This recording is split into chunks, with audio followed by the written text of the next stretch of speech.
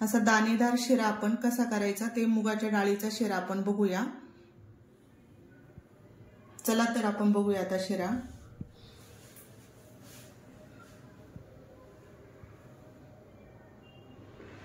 सासू सुनेच्या लाईफस्टाईल मध्ये सगळ्यांचं स्वागत आहे। आज आपण बनवणार आहे मुगाचा शिरा। मुगाचा शिरा कसा बनवायचा ते पाहूया आपण आज। थोडेसे वेगळ्या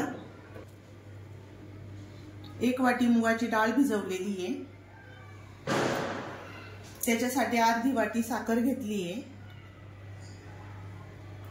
अर्धी वाटी तूप लागेल, याला वेलची लागेल, 2 चमचे रवा लागेल, ड्रायफ्रुट्स घेतले आणि केशर घेतले थोडंसं।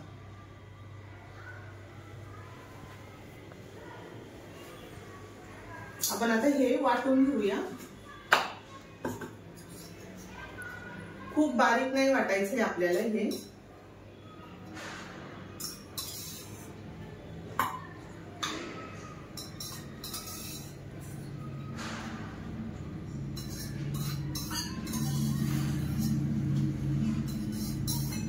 थोडंसं पाणी घालून वाटूया आपण त्याला। थोडंसं पाणी घालूया, लई नाही घालायचं, 2 चमचे घालणार आहे फक्त। मुगाची डाळ आता आपण बारीक वाटून घेऊ। लई बारीक पण नाही वाटायची, लई जाड पण नाही वाटायची, अशी थोडीशी गरमरीत पाहिजे। आपण आता हिला वाटून घेऊया।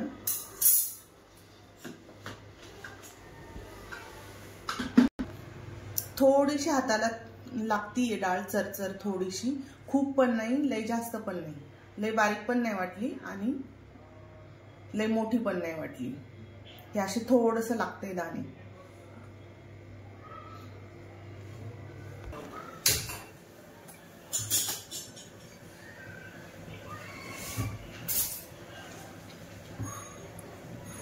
याच्यात मी 2 चमचे तूप घालणार आहे।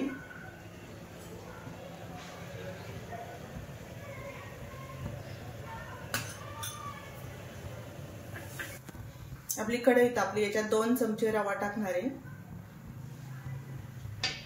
याला असं चांगलं लालसर भाजून घ्यायचं आता, फुलेपर्यंत भाजायचं चांगलं, असं बारीक गॅसवर भाजायचं चांगलं।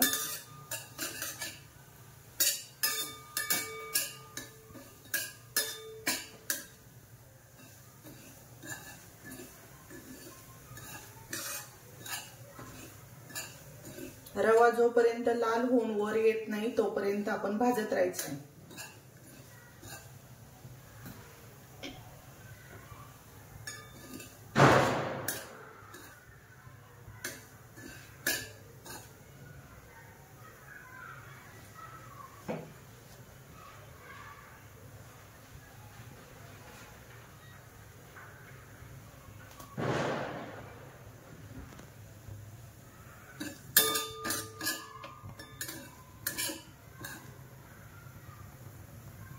चांगला असा लाल खरपूस झाला पाहिजे।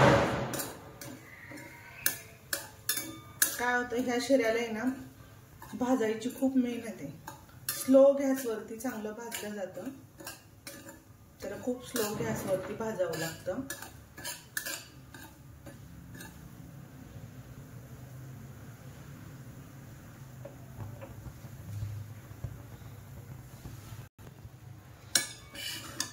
आपला रवा लालसर झालाय तुपामध्ये। आपण आता गॅस बंद करूया। गॅस का बंद करायचा, तर मुगाची डाळ टाकल्यानंतर ती खाली लगेच चिटकल गरम असल्यामुळं, म्हणून मी आता साईडने थोडंसं तूप सोडून घेणार आहे जास्त, जरा त्याचं टेम्परेचर कमी होईल जरा।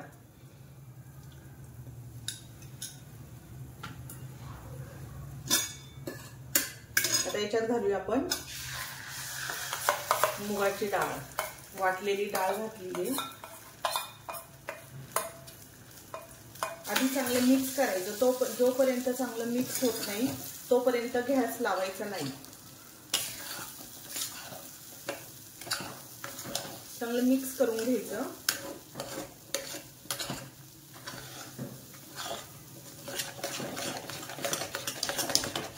याच्यात उठळ्या होतात, म्हणून सारखं हलवायचं याला जरा. गुठळ्या आधी मोडून घ्यायच्या गरम याच्यामध्ये तुपामध्ये.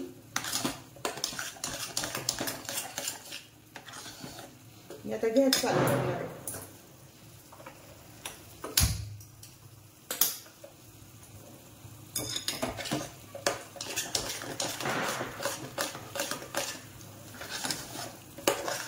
सतत हलवत राहायचे सारखं, नाहीतर लागण्याची शक्यता असते खाली. आणि जाड बुडाचं भांड घ्यायचं जरा.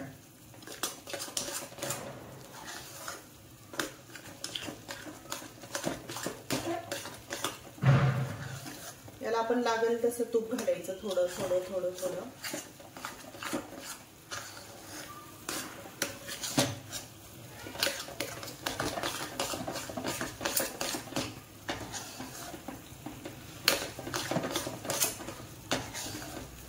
मी बारीक गॅसवरती भाजतीये चांगला.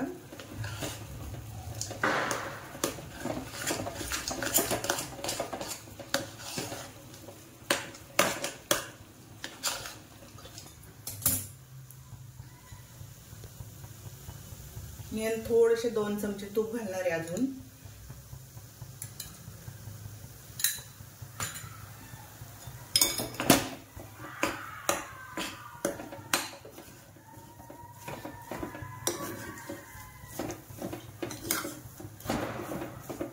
मऊसूत होत चाललेला आहे.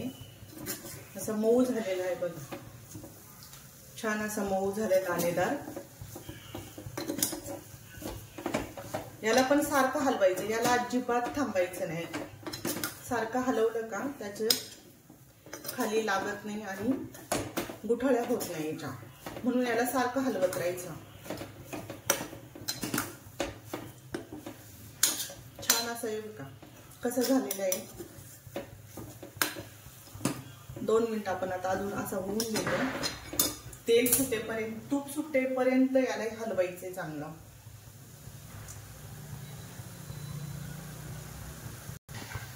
आपण याला अजून 1-1.5 चमचा तूप सोडणार आहे.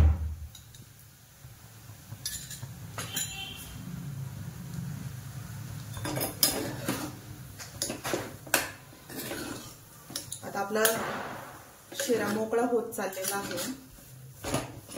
छान असं भाजत पण आलंय आणि मोकळा पण होत आलाय. हे पहा सुट्टा सुट्टा व्हायला लागलाय. आता याला अजून आपण सुट्टा करून घेऊया. अजून चांगला दाणेदार झाला पाहिजे.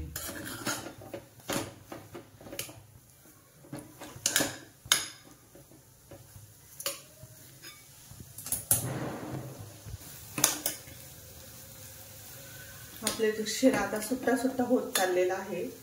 चांगला सुट्टा झालेला आहे. आपण आता बाकीचं घालूया याला.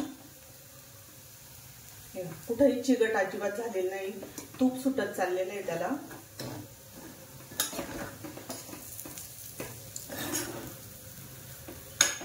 मऊसूत झालेला आहे शिरा, चांगला मऊसूत झालेला आहे. आपण आता याला काय काय घालायचंय, याला काजू बदाम घालूया.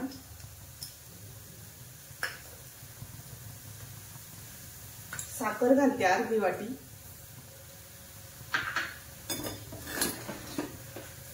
मिक्स करून घ्यायचं. हे गॅस बंद करायचा जरा आणि मिक्स करायचं. काय होतं तुपात साखर विरघळत नाही. कधी कधी साखर तशीच राहते तुपामध्ये.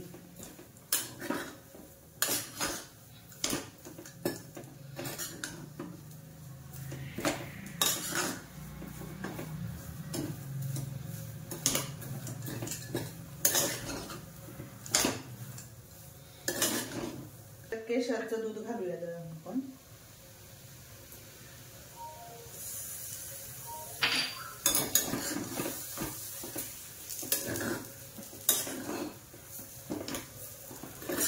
केशरच्या दुधाने छान रंग आलेला आहे.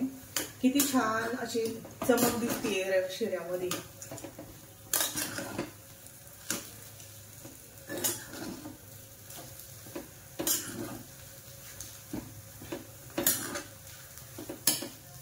आपण आता याच्यात थोडंसं पाणी घालूया, अर्धा कप. वेलची टाकतीये.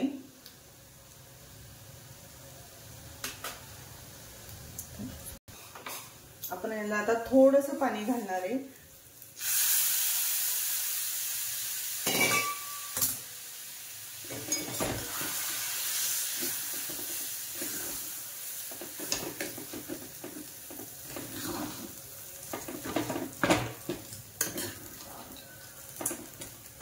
चांगलं मिक्स करून घ्यायचं. पाण्याने काय होतं, साखर अजिबात राहणार नाही आणि शिरा पण असा दाणेदार होईल. आपण आता याच्यावर झाकण ठेवूया 2-3 मिनिटं.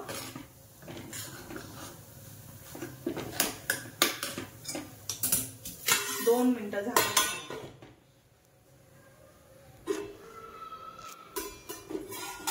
आपला शिरा कसा झालाय आपण बघूया आता. छान असा दाणेदार झालेला आहे.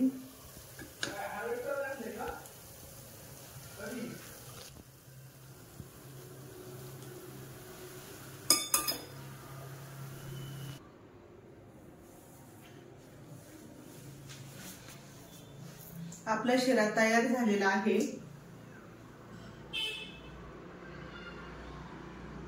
करून बघा.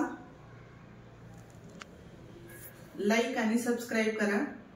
शेअर करायला विसरू नका.